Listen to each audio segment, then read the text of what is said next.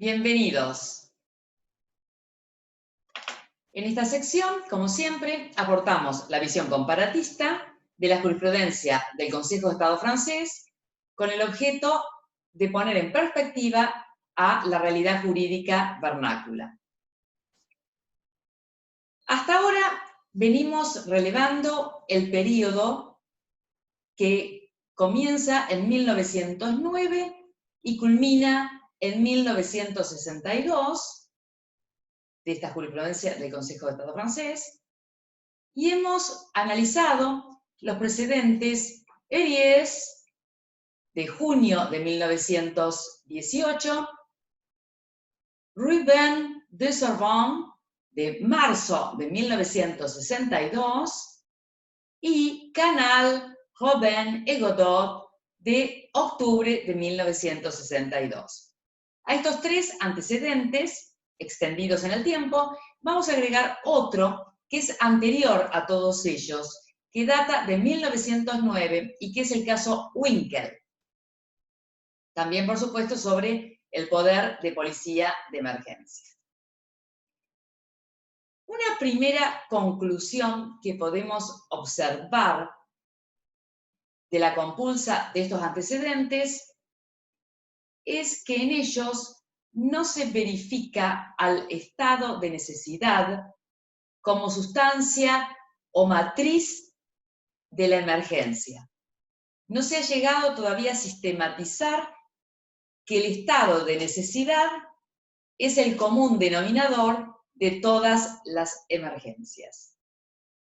Es más, es dable advertir en todos estos precedentes una reticencia, un pudor en aceptar que la solución que se propicia está condicionada por un estado de necesidad imperante en el momento.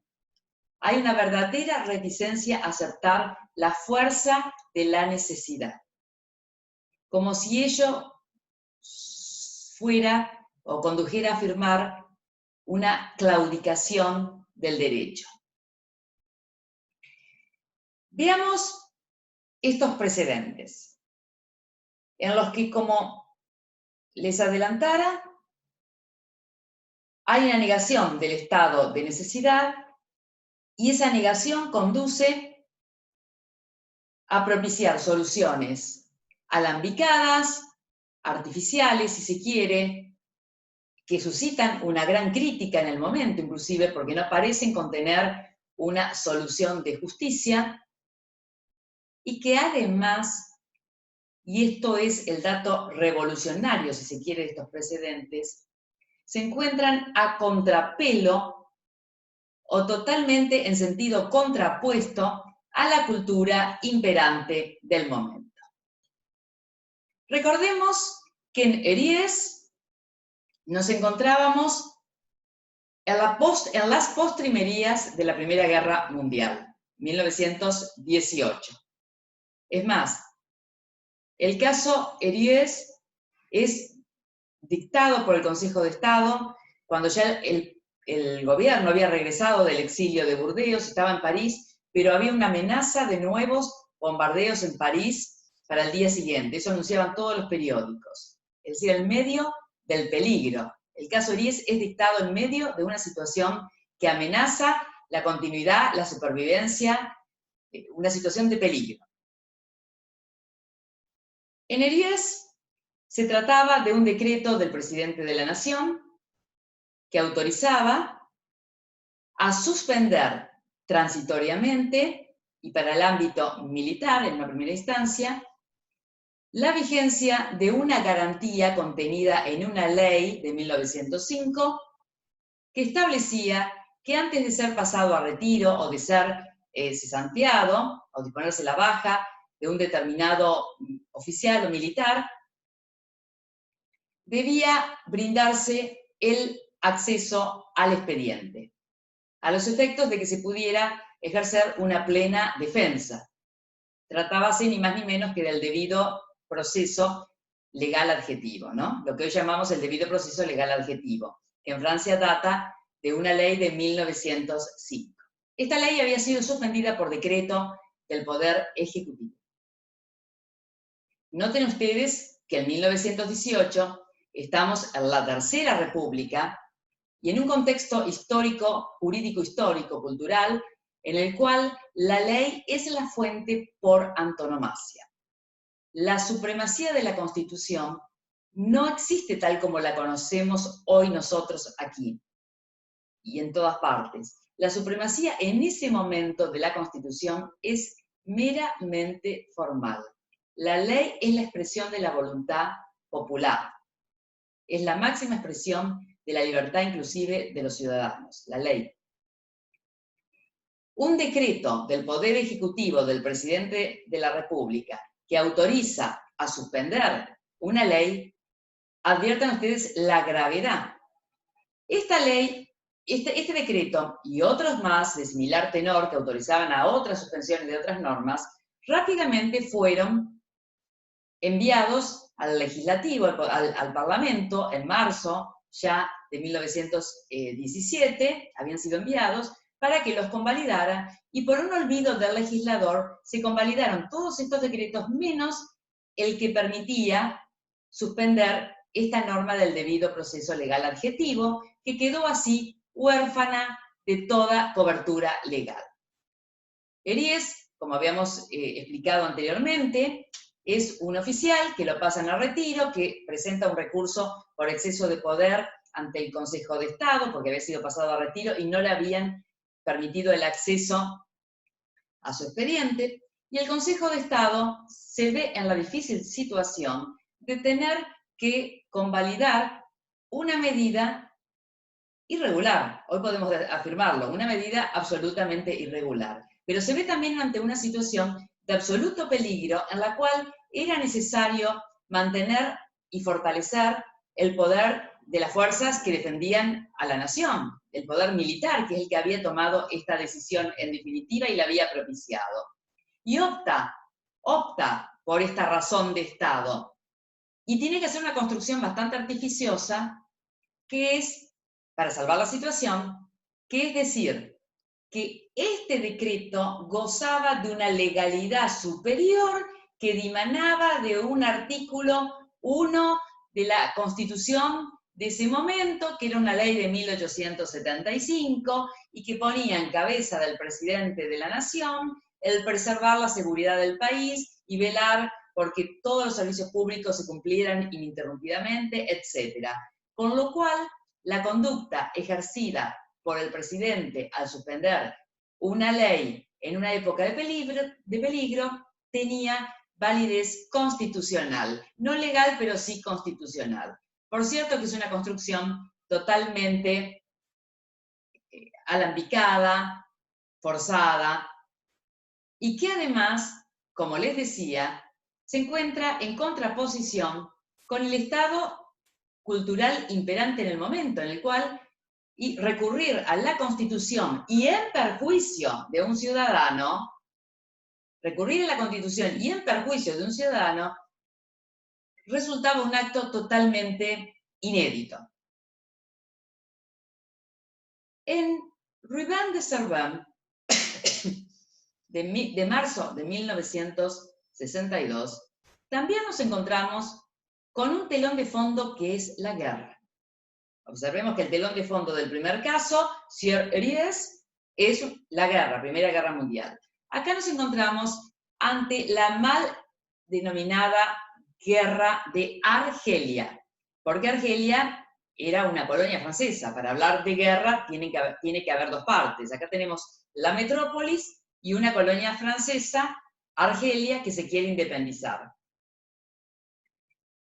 Esta guerra duró desde 1954 a 1962, y en julio de 1962 Francia reconoce la independencia de Argelia como una consecuencia de la política claramente en favor de la independencia de Argelia impulsada por el presidente de Gaulle, quien regresa al poder justamente por este tema de la guerra de Argelia. En el caso Rubin de Servan, se trataba de distintos pronunciamientos militares y de fuerzas paramilitares y de colonos franceses en Argelia, hechos de violencia, atentados, que habían generado un clima de mucha conmoción social. Y el general de Gaulle, entonces, que es presidente ya desde 1959, el general de Gaulle se arroga los poderes extraordinarios que dimanan del artículo 16 de la Constitución francesa de 1958, que le permiten ejercer las competencias del legislador en determinadas materias. De consiguiente, el presidente de Gaulle adopta una medida que crea un tribunal militar y dicta también el presidente las normas por las que se tramitarán los procedimientos ante este tribunal militar para juzgar justamente a los protagonistas de estos hechos de violencia. Este tribunal militar realiza diversas condenas y como consecuencia de estas condenas se presenta a Rubén de Sorbán y otros que habían sido condenados, ciertamente, e interponen un recurso por exceso de poder, cuestionando que este acto del general de Gaulle, por el cual se arrogaba los poderes del artículo 16, era totalmente fuera de contexto, porque ya estaba culminando la llamada Guerra de Argelia, y que además violaba todos los principios generales del derecho, penal sobre todo, y retroactividad de la ley penal, se estaba juzgando hechos que se habían ya producido, el derecho de defensa, porque no era posible interponer ningún recurso contra las decisiones de este tribunal. El Consejo de Estado se encuentra ante una situación difícil. Vemos siempre la presencia oculta del estado de necesidad. Estamos en una situación de relativo peligro, de atentados, de hechos de violencia. El general de Gaulle goza de una popularidad impresionante. En marzo ha convocado un plebiscito, un referendo que ha tenido el 90% de votos en favor de la propuesta de Gaulle. Y opta el Consejo de Estado entonces por considerarse incompetente sobre la base de la conocida jurisprudencia del tribunal que solo juzga actos administrativos y no leyes. ¿Y cómo sustenta esta postura si de Gaulle había dictado un acto? El Consejo de Estado sostiene que este acto de Gaulle no era un acto administrativo, sino que era un acto de gobierno. Observemos nuevamente acá la construcción forzada del instituto. Un acto de gobierno, no un acto administrativo, y que además revestía naturaleza legislativa, porque se arrogaba las competencias del legislador, con lo cual no habilitaba la competencia del Consejo de Estado francés. De consiguiente, con esta declaración de incompetencia, permitió la perpetración de una serie de irregularidades que quedaron salvadas.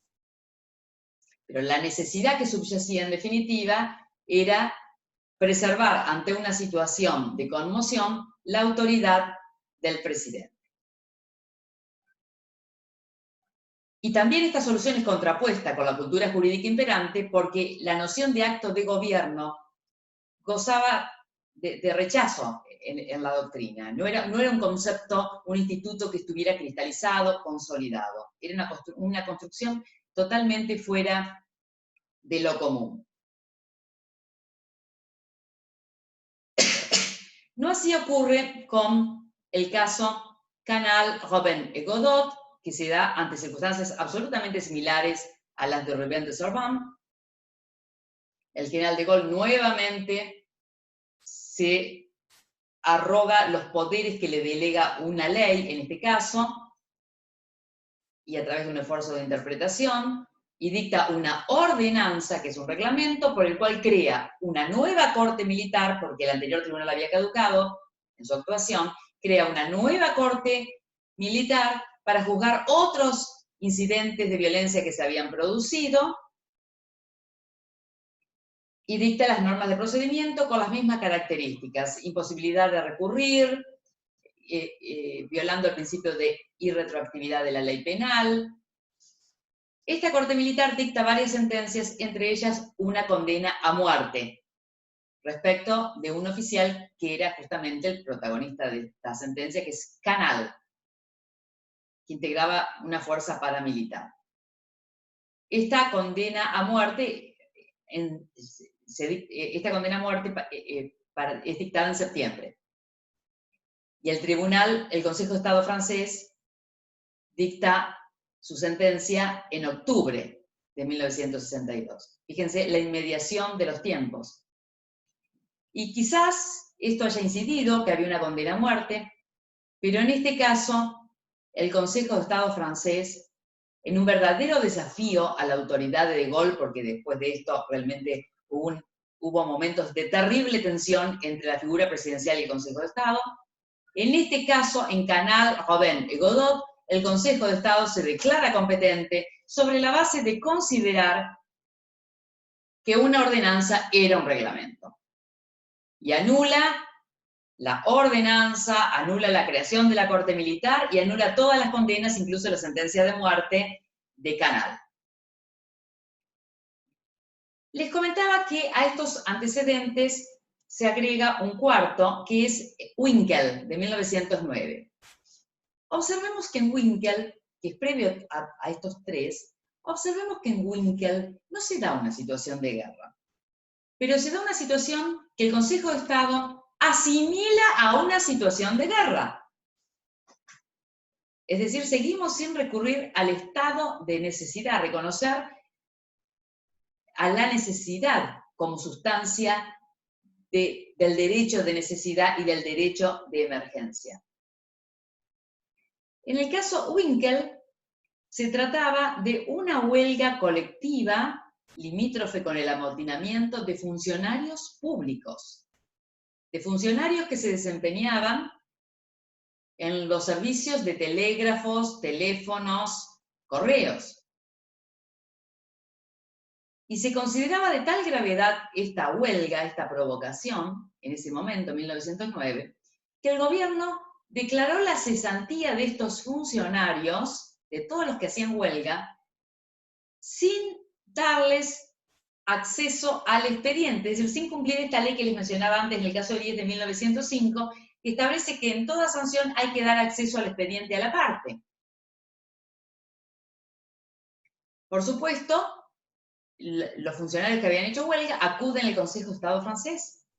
Y el Consejo de Estado francés, que en este tiempo acompaña al poder político sin ningún tipo de vacilación, nuevamente elabora una construcción jurídica ciertamente alambicada, que estos funcionarios, al incurrir en una conducta tan grave como la huelga, que amenazaba la continuidad de los servicios públicos, que es vital para la subsistencia del Estado, se habían puesto en una zona de outlaw, de fuera de la ley, con lo cual no les resultaban aplicables los institutos garantísticos del derecho público que los vinculaban con el Estado. Y era válido que el Estado, el gobierno, al declarar su cesantía, no les hubiera efectivizado esta garantía del debido proceso legal adjetivo.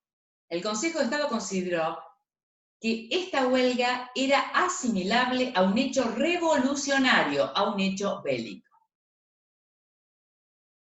En suma, vemos en los cuatro precedentes a los que hemos pasado revista, Winkel de 1909, Heries de 1918, Rubin de Sorbonne et autres de 1962, Marceau y Canal, Robin y Godot, que el común denominador de las soluciones a las que se arriba y que sustenta la sistematización de la doctrina del poder de policía de excepción es la guerra, un hecho bélico o asimilable. La guerra ciertamente genera una situación de emergencia, pero no todas las situaciones de emergencia se reconducen a la guerra, ciertamente. Hoy estamos viviendo la pandemia, es una guerra contra el enemigo invisible, porque está muy arraigada esta idea de la guerra como emergencia, es una guerra contra el coronavirus, al que se llama el enemigo invisible, pero lo cierto es que las emergencias pueden suscitarse por múltiples razones. Crisis económicas, enfermedades, conmoción interna, guerras, etc. Es decir, que hoy no se vacila, tanto en la doctrina comparada como en la doctrina de jurisprudencia nacional, no se vacila en afirmar que la matriz del estado de emergencia es un estado de necesidad que tiene, como dice Sagüez, una dimensión fáctica, una dimensión normativa, una dimensión axiológica. Por supuesto que algo porque sea necesario no se convierte en jurídico automáticamente. Este estado de necesidad debe ser pasado por el tamiz de una ética de mínima. Es decir, hay que examinar concretamente si las medidas que se adoptan en este estado de necesidad se conjugan con estos 4 requisitos que venimos señalando y que reedita la Corte Suprema Federal en todas sus sentencias sobre emergencia, y que en realidad fueron planteados originalmente por un magistral dictamen del entonces procurador Horacio Rodríguez Larreta en 1934, en el caso Abico contra de la Pesa. Estos requisitos, que los hemos mencionado prácticamente siempre, son que haya una emergencia objetiva, que ésta haya sido declarada por ley, que tenga por finalidad, las medidas que se adopten, que tengan por finalidad solucionar una finalidad de interés, que tengan una finalidad de interés público o interés social, que las restricciones de derechos sean acotadas en el tiempo y que sean razonables. Es decir, la matriz o la sustancia del estado de emergencia es la necesidad. La necesidad que hay que conjurar y solucionar para la subsistencia del Estado. Y solo es admisible sopesados diversos valores jurídico-políticos que básicamente consisten en contrastar las medidas que se adoptan con los valores que están receptados en la Constitución. Este estado de necesidad como matriz del derecho de emergencia es reconocido en la década de los 90 de un modo muy claro, muy interesante también, en los considerandos 43 y 39, en ese orden conviene leerlo, de la sentencia Peralta, de nuestra Corte Suprema en Peralta. También, por cierto, en Videla Cuello. Pasemos ahora entonces a escuchar las restricciones de derecho ya examinadas puntualmente en nuestra realidad con motivo de la pandemia, y sobre ellas va a disertar el profesor Juan Ilarri, que prestigia el claustro docente de la especialización en Derecho Administrativo de La Matanza, y que además es coordinador académico de esta especialización. Y en el próximo ejemplar vamos a tener un tema realmente también muy interesante, que es el margen de apreciación nacional, provincial y municipal respecto de las normativas dictadas en materia de pandemia. Escuchamos entonces ahora al profesor Ilarri y nos volvemos a encontrar en el próximo ejemplar.